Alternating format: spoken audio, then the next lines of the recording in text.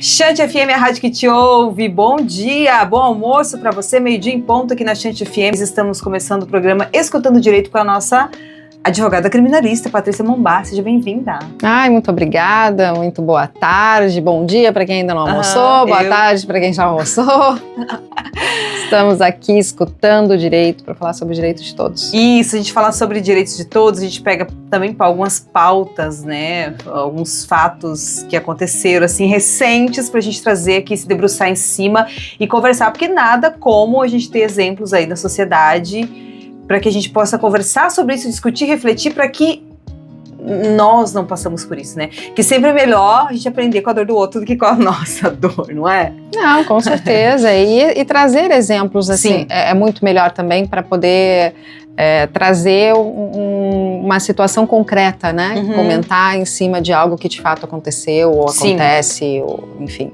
E eu vou trazer aqui hoje a gente vai falar, antes, vou só abrir o assunto que é sobre os estereótipos, né? Os estereótipos de gênero. Depois a gente vai abordar o que são os estereótipos, exemplos para você entender o que é. E eu quero começar soltando um vídeo aqui, para quem está nos assistindo, vai nos assistir depois no YouTube, para quem está nos ouvindo agora, nesse momento, né, que depois o vídeo vai para o YouTube, vai poder ouvir a voz dele, então, que é o é o genro, no caso da Xuxa, né, o João Lucas, casado com a Sasha, a filha da Xuxa. Ele é um menino que ele se veste mais à vontade, ele é livre, ele é artista para criar, então às vezes ele usa umas roupas diferentes, né, do que a sociedade está acostumada a ver um homem se vestir, que é de forma artística, é o trabalho dele, né? Ele é casado com uma estilista, né? Ele é casado com uma estilista, que inclusive veste ele. Ela, maravilhosa, veste ele, né? E ele faz muita propaganda, eu acho tão bonitinhos os dois, do produto dela, né, das roupas dela, da Sasha. E ele foi se vestir num desses vídeos, há umas 2, 3 semanas atrás, e ele recebeu vários comentários, xingamentos de homens e pior, de mulheres. Eu fui dar uma olhada nos comentários, que a gente vai, né? A gente vai só pelos comentários. Umas senhoras comentando, umas mulheres bonitas comentando, sabe? Falando, xingando, dizendo que é pra ele sair do armário. Nossa, que ele pinta as unhas. Olha, horrores, né? Falando que ele não é homem, da maneira como ele se veste, e ele veio se retratar num vídeo que eu achei assim, ó, já gostava dele, eu gostei mais, eu vou soltar o áudio aqui pra gente ouvir, tá? Para homens inseguros, o feminino ele deixa de ser uma admiração e ele passa a ser uma ameaça. Por que comentários como esses? Menine, essa qualquer fanta, esse daí morde a fronha, ou é uma questão de tempo para ele sair do armário, estão diretamente associados ao fato do Brasil registrar 4 mulheres assassinadas por dia no ano de 2025, 3,7 milhões de mulheres sofrem violência doméstica por questão de gênero, dentro de casa, por familiares, parceiros, e a ONU dizer que uma mulher é a cada 10 minutos no mundo. Bom, eu sou um homem cis, hétero, casado com a mesma mulher há 5 anos, e eu recebo diariamente esse tipo de comentário de associações de características femininas na tentativa de me ofender, de me atacar. A grande questão é que isso não se limita à internet, isso reflete diretamente na estrutura de como nós nos comportamos como sociedade, e isso me levantou muitas questões, questionamentos, me provocou uma vontade de me aprofundar um pouco no assunto e tentar pelo menos entender quais são as raízes desse problema. E a minha ideia de fazer esse vídeo justamente é a gente abrir uma conversa para poder falar mais sobre isso, identificar esses problemas e tratar diretamente na fonte, que é onde eles iniciam. É muito comum a gente crescer, principalmente nós homens, ouvindo tá chorando igual menininha, segura que nem homem, anda que nem homem. A gente cresce ouvindo e aprendendo a demonizar tudo que é tido como feminino, a rejeitar todas as características femininas, porque a maioria das vezes elas são associadas com sensibilidade demais, fraqueza, descontrole. E a gente cresce sendo ensinado que ser homem basta não ser feminino. Ser homem basta rejeitar características que são tidas como femininas. Ser homem é a gente esconder as nossas emoções, é a gente não se expressar demais, é a gente rejeitar a vulnerabilidade. E essa rejeição do feminino, ela se transforma geralmente em coisas muito ruins, como a violência, o silêncio, a dominação, o isolamento. E isso gera uma sociedade que tem a sua masculinidade doente. A realidade é que é impossível a gente educar uma sociedade emocionalmente saudável enquanto a gente tem como base da identidade masculina a rejeição do feminino. tudo que é lido e tido como feminino deve ser rejeitado, a partir daí você é um homem. Mas a impressão que eu tenho é que a gente viveu muitos ciclos como sociedade e nem sempre foi assim. Nem sempre o feminino foi associado a algo ruim. A maioria dos ataques que eu recebo relacionado a isso, eles estão direcionados à minha arte, ao que eu faço no meu trabalho artístico e principalmente nas minhas escolhas de vestimenta. Só que quando a gente para olhar e entender alguns movimentos artísticos da época talvez dos meus pais, dos meus avós, nem sempre era assim. Se você parar pra ver, os jogadores de futebol usavam micro shorts. A maioria dos cantores podiam ousar nas cores, nos brilhos, tinham seus cabelos longos. E isso era tido como uma admiração. Flertar com o feminino era algo positivo. Por que isso deixou de ser? Por que eu vestia a mesma roupa que um artista famoso, conhecido mundialmente na década de 70, gera críticas que não gerava na época? De acordo com estudos, essa apreciação do feminino, ela era aceita porque na época a mulher ela tinha muito menos poder real. Enquanto o feminino não era uma ameaça ao status ou à estruturação social, ele podia ser admirado, sem ele perder o status, sem ele perder a hierarquia. A perda de uma clara referência da masculinidade saudável, somado com a competição de mercado, porque as mulheres passaram a ocupar os seus espaços, mais a frustração afetiva, sexual, com a falta de apoio emocional, gera maior hostilidade contra as mulheres. E aí que tá, para homens inseguros, o feminino ele deixa de ser uma admiração e ele passa a ser uma ameaça. E como que a gente muda isso? Como que a gente pode começar a trabalhar contra esse movimento da rejeição do feminino, da falta de admiração pelo feminino, que resulta na morte de tantas mulheres diariamente no Brasil e no mundo? Eu não vejo nenhuma solução a não ser nós homens, ou nós como sociedade de modo geral, passarmos a conversar mais sobre isso. Implementar isso na educação dos nossos filhos, nas escolas, nas rodas de conversa, nas mesas, nas amizades. Reforçar que a vulnerabilidade do homem, ela não é fraqueza, muito pelo contrário, ela é força. E trabalhar nas conversas, nas nossas escolhas, a apreciação do feminino que está em todos nós. A sensibilidade, da escuta, do ser criativo, da não rotulação de gênero a coisas, como roupas, acessórios, brincadeiras, brinquedos, cores. Eu sinto que a solução para esses problemas não é o fim do homem ou o fim da masculinidade, é a conversão para uma masculinidade saudável, a libertação desse modelo que adoece o homem, que torna ele uma ameaça para a mulher. O machismo, a misoginia, é fruto de uma masculinidade doente e começa logo na infância. A gente começa ouvindo, aprendendo, relacionando o feminino a algo ruim. E apesar de ter se tornado um vídeo muito longo, eu queria muito que isso provocasse em nós um senso de urgência sobre como a gente precisa identificar a raiz do problema e, de fato, começar por lá. Construir nas nossas amizades, na criação dos nossos filhos, dentro das nossas casas, das nossas famílias, nos nossos relacionamentos, e dentro de nós, homens, uma masculinidade saudável, vulnerável, sensível, aberta.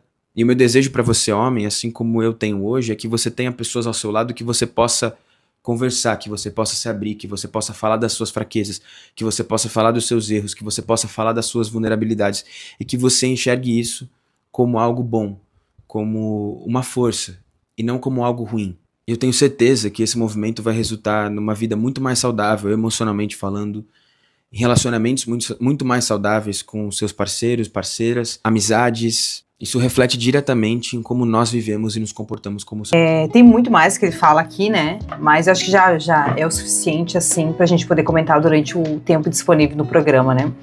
Então a gente já começa falando sobre estereótipos de gênero, que é a raiz da violência contra a mulher, né? E eu quero perguntar pra Patrícia, né? Doutora Patrícia, professora, enfim. O que significa ser homem ou ser mulher na sociedade? Aí depende do fundamento que tu quer, né? Porque se o fundamento for a nossa sociedade e o que a sociedade criou, aí é que a gente entra nos estereótipos de gênero, né? O que eu quero dizer com isso? O que eu quero dizer com isso é que não está cravado no nosso DNA ou no nosso cromossomo X, Y, né? O que é de homem e o que é de mulher. Né? Não existe papéis, então. Não existe papel do homem e papel da mulher. Essa ideia, esse mito que muitas pessoas falam de que é uma construção, tem origem biológica. Não tem. Mas tu sabe que a maioria das pessoas pensa, a maioria, talvez 80%, pensam isso, tá? Não tem. As pessoas falam o seguinte, porque a sensibilidade é da mulher, né? Porque a sensibilidade é biológico. Não é. Sensibilidade é uma característica humana. Porque o cuidado é feminino. Não é. O cuidado é uma característica humana. Então, isso é do ser humano. Sim. É claro que, biologicamente, homens e mulheres são diferentes. Né? É claro que, na maioria das vezes, o homem vai ter mais força que a mulher. Né? A construção física, ela é diferente, mas isso não deveria ser motivo para se estabelecer papéis e estereótipos de gênero. Então, não está lá no cromossomo Y, né, do homem, que azul é masculino e que rosa é feminino. Não está no cromossomo X da mulher, né, que o rosa é feminino. Então, isso é uma construção social. E essa construção social é que criou esses estereótipos de gênero. E estereótipos de gênero que trazem, por exemplo, que é natural o homem resolver as suas questões por meio da violência. Né? E a gente já falou sobre isso aqui na Chante FM. Sim. Que ainda se naturaliza a violência masculina. Né? Tudo bem se dois homens resolverem uma questão no soco. O que não pode acontecer é um homem bater numa mulher. Não, o que não pode acontecer é se resolver questões por meio da violência. Sim. Estereótipos de gênero são expectativas sociais, né, sobre como homens e mulheres devem agir, pensar e se comportar. Vou dar uns exemplos aqui para facilitar também esse entendimento, porque, como eu falei, 80% das pessoas, eu estou trazendo a realidade mesmo, né, nua e crua, elas acham que limpar uma casa é função de mulher e cozinhar é função de mulher, que cortar grama e, sei lá, consertar um muro é função de homem, montar um armário, que no meu caso eu gosto, eu adoro montar, eu fico às vezes indignado que eu vou montar um monte errado, eu falo, mas como que eu não consigo montar isso aqui? Porque eu quero montar, né? Porque eu gosto, eu acho legal, eu acho bacana aquele processo de montar. E aí eu já ouvi dizer, nossa, mas você tem que trabalhar só a energia feminina porque você está fazendo um trabalho de homem, você está muito masculinizada, e por isso que você está solteiro, os homens não chegam em você. Quem disse? Que os homens não chegam em mim. Essa é uma bobagem. Eu ouço muito isso. É uma bobagem gigantesca. Ai, não chega porque não quer, porque tem medo, sei lá. Mas enfim, né? A gente vai trazer então aqui uns estereótipos, o que são esses estereótipos, por exemplo, começando pelo masculino. Homem não chora. Homem deve ser dominante. Homem precisa ser provedor. Homem deve ter controle da relação. Então o homem... Por isso que tem muitos homens cometendo suicídio. E a própria violência das mulheres não é uma justificativa, né, de que, porque eu não posso chorar, então eu vou matar a mulherada. Mas faz com que o homem abafe os seus sentimentos, não vá procurar ajuda, porque é uma doença. O homem que mata a mulher, ele é doente. Ele tem sérios problemas. Então, se ele for num psicólogo e ele falar, olha, eu tenho raiva, muita raiva dentro de mim, preciso trabalhar isso, a psicóloga vai ter as ferramentas certas para trabalhar. Ele não vai bater no seu esposo, ele não vai bater nos seus filhos, ele não vai matar a mulher, porque ele está tratando a sua doença. Né? O Miguel ia adorar falar sobre isso. Miguel, eu falei, a gente tem que trazer ele aqui de novo, né? Ele adora. Nossa! Agora, baixou o espírito do Miguel, eu falei aqui, que eu recebi dos céus, gente. Veio, incorporou em mim. Então... Eu até tive séria me olhando assim, tipo... Mas gente... É uma triste realidade, né? De fato, os homens, eles cometem mais autoextermínio do que as mulheres. Mas aonde que está a explicação para isso, né? Porque as mulheres procuram ajuda e os homens não procuram ajuda. Simples assim, tá? E por que os homens não procuram ajuda? Porque isso ainda é visto como fraqueza. Então está dentro dessa construção social do estereótipo de gênero. Então o homem não chora, porque se ele chorar ele demonstra fraqueza. Os homens, eles não sofrem, né? Porque o sofrimento não sofrem de forma externa, né? Porque o sofrimento também demonstra fraqueza. Então como que ele lida com as suas questões, com as suas frustrações? Ele é ensinado a lidar com as suas frustrações por meio da violência. Eu ia fazer uma piada agora aqui, né? Porque tantas desgraças, a gente tem que rir um pouco. Ai, gente, a vida do homem também é sofrida. Ou você acha que um homem não sofre? Com todo respeito aos homens. É verdade. Eu tenho muitos amigos homens, às vezes eu converso com eles falam assim, você acha que... Eu rio, né? Eu não consigo segurar o riso. Eles falam, ficam bravos comigo. Você acha que nós também não temos as nossas questões, que a gente não sofre? Eu falei, não, eu sei que você sofre, com certeza. A gente não tem esses hormônios que vocês têm, mas a gente tem as nossas questões do nosso íntimo, lá no fundo. Eu falei, sim, eu acredito e realmente sofre. Por isso que precisa. Mas traz um prejuízo muito grande também. É claro que é um sistema que foi criado por homens, né, moldado por homens para manter privilégios para os homens, mas também traz muito prejuízo. Primeiro a questão do homem provedor, né? Sim. Então, também está dentro desse estereótipo de gênero masculino, que o homem tem que ser provedor. Qual homem hoje no Brasil que tem condições de sustentar sozinho uma família? Não, hoje não. Ainda mais em Floripa, com aluguel altíssimo, gente. Não tem condições. E aí isso gera uma frustração porque ele não é homem. Ele não é homem porque ele não é provedor. Então traz também, ou o homem que está desempregado e a mulher é que está sustentando, pagando as contas da casa e o homem está em casa cuidando dos filhos. Rapidamente ele já é identificado como um encostado, né, como um gigolô, né, dói, essa nos homens dói. O sustentado. Agora, o contrário não, o contrário é visto como natural, o homem trabalhando e a mulher em casa cuidando dos filhos e cuidando da casa.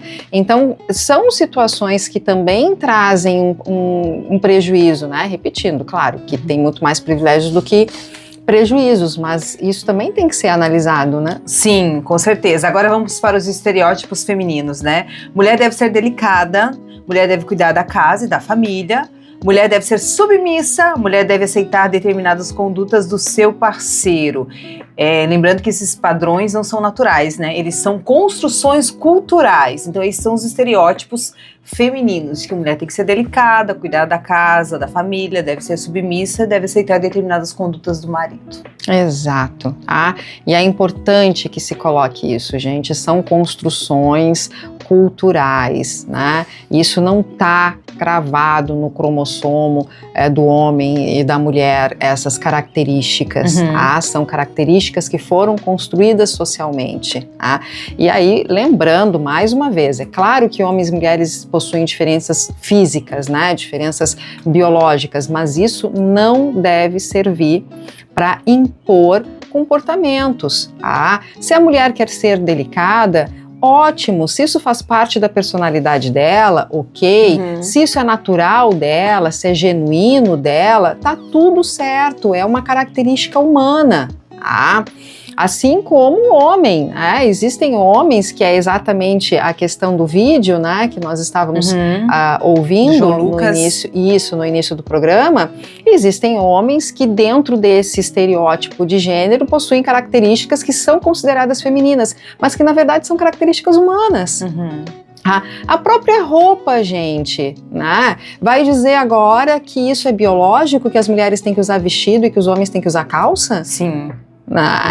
Então isso tudo é uma construção social. E bem como você disse aqui, né, a sua última fala, como que esses estereótipos eles afetam homens e mulheres, né, gente? Para as mulheres, limitação de oportunidades, né, pressão estética e comportamental, por exemplo, a mulher tem que sentar e cruzar a perna. Mesmo de calça, ela não pode abrir a perna, né? Porque abrir a perna é o homem que fica com a perna aberta. Então ela tem que cruzar a perna, a mulher tem que sempre cruzar a perna. Menor reconhecimento profissional para a mulher, né? Onde esses estereótipos afetam. E para os homens, pressão para não demonstrar emoções, associação da masculinidade com agressividade, cultura da virilidade e controle. O machão é aquele que tá no controle, aquele que manda. E você, mulher, se você é mulher mesmo, você obedece. Exato. Então é um estereótipo de gênero que oprime as mulheres, né?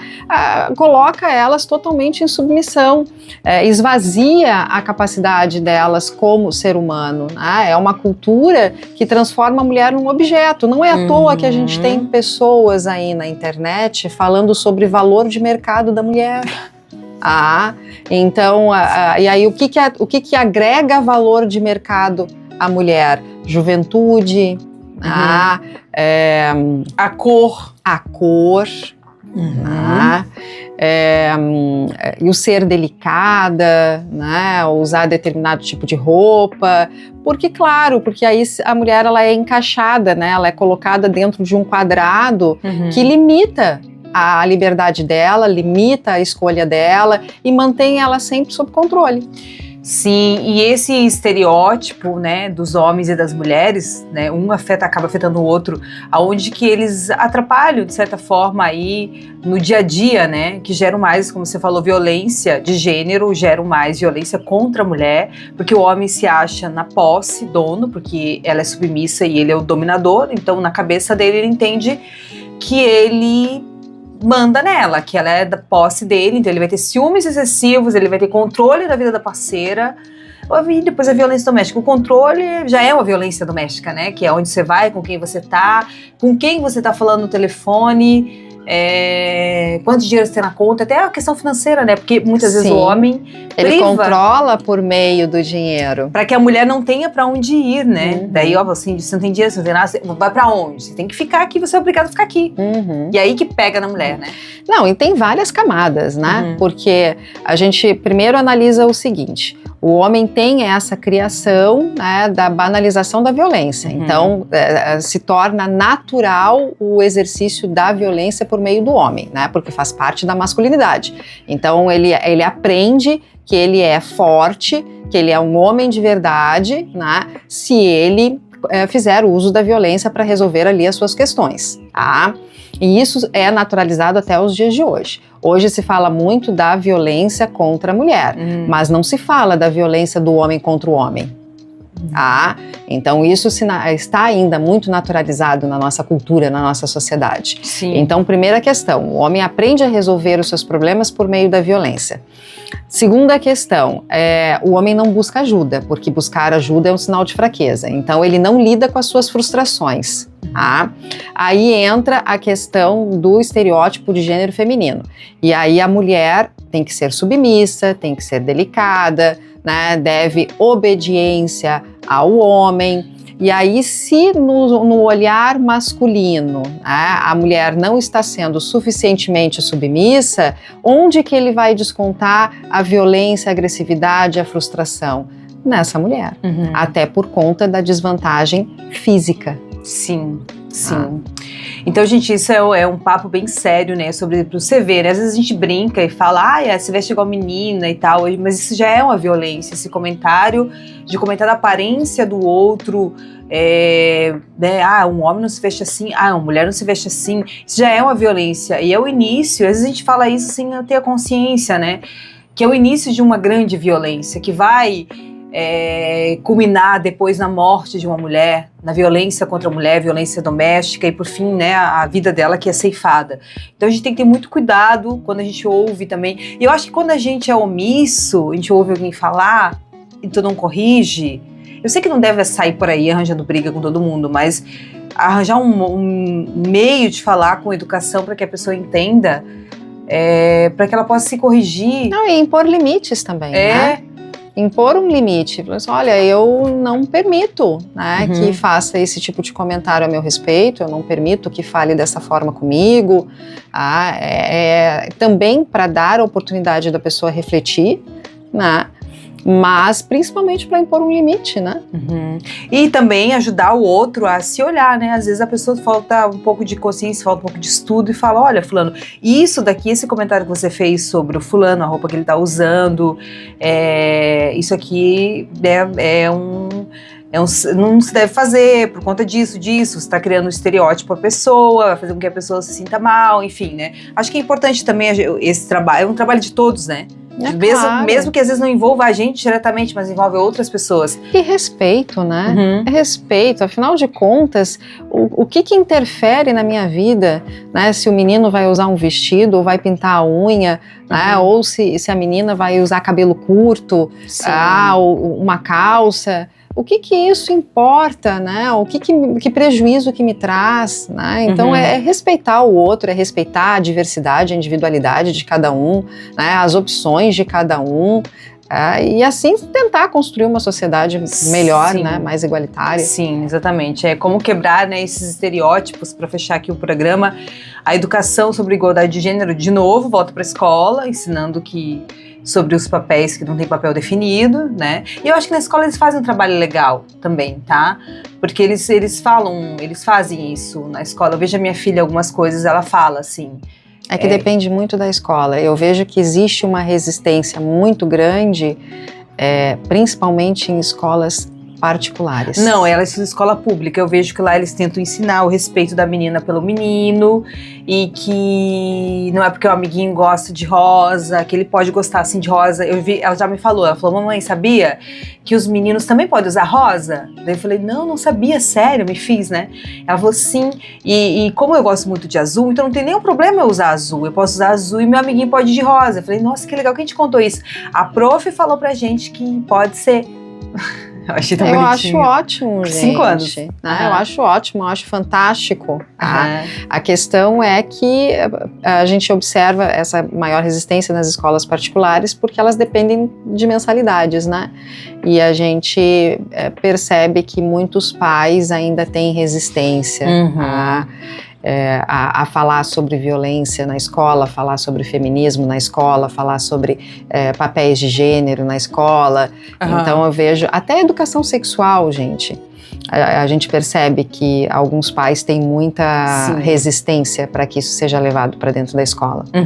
Lamentavelmente, né? Sim, é uma pena. Então, educação sobre igualdade de gênero, conversas dentro da família, é muito importante que a gente converse com os nossos filhos, né? Enfim, representação mais equilibrada na mídia, que aqui... Check, aqui tá ok, estamos falando sobre esse assunto. Políticas públicas de proteção, incentivo à autonomia feminina, isso é muito importante, incentivo também à autonomia feminina, né, a mulher ser livre, mas tem, gente, aliás, o governo agora, vou falar o governo Lula, né, porque eu fui dar uma estudada, ele tem vários programas, inclusive as mulheres empreendedoras, para elas terem essa liberdade financeira de não depender de um homem, por exemplo, eu vou ali, eu sou boa em fazer, sei lá, rosquinha, ou trufa para vender, né, eu sou boa em fazer aquelas bolachas caseiras. Então, o governo dá os incentivos, a grana para você, de repente, ir lá... Montar o seu negócio. Montar o seu negócio, fazer seus produtos, comprar, etiquetar. E a sua independência financeira. Exatamente, tem vários. Eu fui descobrir que tem muitos programas de assistência a essas mulheres empreendedoras. Claro, aí tem que ter MEI, né? São as empreendedoras. Tem que ter a MEI, que é bem fácil de abrir. Bem fácil de abrir. Bem tranquila pra fazer, né? Ter no celular. E até eu sei que tem na prefeitura, né? Na prefeitura tem, caso você tem um setor lá que eles te ensinam, nem lembro agora o nome, mas tem um setor específico que você vai lá e você, eu quero abrir minha MEI porque eu quero ter um negócio, porque eu quero buscar os programas do governo. E elas são super atenciosas e elas te ajudam. Então, muito legal é que muitas pessoas não desconhecem, ainda são desinformadas, mas tem esse incentivo do governo, pelo menos do governo de agora, né? A autonomia feminina, o que é muito importante para nós, muito importante. É claro. Aliás, eu vou falar o seguinte, né? Eu não sou partidária, eu não tenho nenhum partido específico. Eu sou do partido de que tem que ser bom para todo mundo, e principalmente para nós mulheres, né? Que estamos em desvantagens em várias situações na sociedade. A gente vê pelos índices de violência doméstica e de mortes de mulheres. Então, esse governo do Lula tem sido muito bom, porque ele tem cuidado muito das mulheres.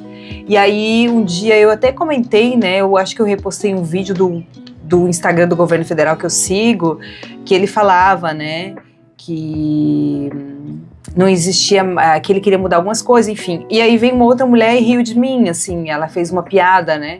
Ela falou, uma outra mulher, né? Ela falou assim, mais uma mentira contada por este governo. Daí eu falei, era sobre esses incentivos aí de verbas, né, de programas de incentivo de dinheiro para as mulheres. Daí eu falei, não entendi a sua colocação. Ela falou assim, mais uma mentira, a política tá chegando. Eu falei assim, olha, eu acho que é importante, antes de você, independente se você é partidário ou não, eu não sou partidária, não tenho nenhum partido específico, mas seria bem legal se você fosse investigar realmente se é mentira ou não, né? E aliás, tem vários programas, vou te mandar aqui, ó, dá uma olhadinha, tenta lá no banco, dá uma olhada, ver se tem. Nem vou perder meu tempo. Eu falei, não, mas eu acho que seria importante você ir lá e pesquisar antes de você ir falando coisas que você não sabe. Acho que ela ficou chateada, enfim. Então... ela fala que é mentira, mas aí tu dá a oportunidade para ela pesquisar e descobrir se de fato é mentira, e aí ela fala que não vai perder tempo. Não vai perder tempo, que é mentira mesmo. Então é sobre isso, gente, é sobre tirar essa nossa cegueira também, né? Das coisas que realmente existem. Então existem oportunidades. E esse governo tá de parabéns, porque realmente fez o pacto lá também, né? Que eu nem lembro, o pacto contra a violência doméstica. Isso para nós, mulheres, é muito importante. Para nós é um grande passo. Então, independente se você, eu sou de direita, eu odeio o pessoal de esquerda, eu não gosto. Mas tu é mulher e tu tá se beneficiando disso. Mesmo se fosse o pessoal de direita que fizesse isso, eu ia estar falando a mesma coisa. Eu ia dizer, nossa, que maravilha, olha que governo fantástico. Exato. Para nós, mulheres, é fantástico. Exato. E teve o depoimento também muito emocionado da primeira-dama, né, da Janja. Sim, contando. eu adoro ela, gente. Fale o que quiser, eu acho aquela mulher... Um incrível. Depoimento fantástico, muito emocionante, contando uma experiência de violência que ela sofreu no início da vida adulta, né? Por volta dos 18, 19 anos, que ela foi violentamente agredida por um namorado quando ela tentou terminar a relação, né? E é um depoimento muito emocionante. E aí a gente percebe que a violência, ela acontece com todas as mulheres, pode acontecer, né, com todas as mulheres, tá? Em várias fases da vida e em várias circunstâncias. Nenhuma mulher está a salvo, na verdade, né? Sim, e também em qualquer profissão. A gente já viu juíza sendo morta pelo parceiro, delegada sendo morta pelo parceiro, né, pelo ex-companheiro ou pelo atual.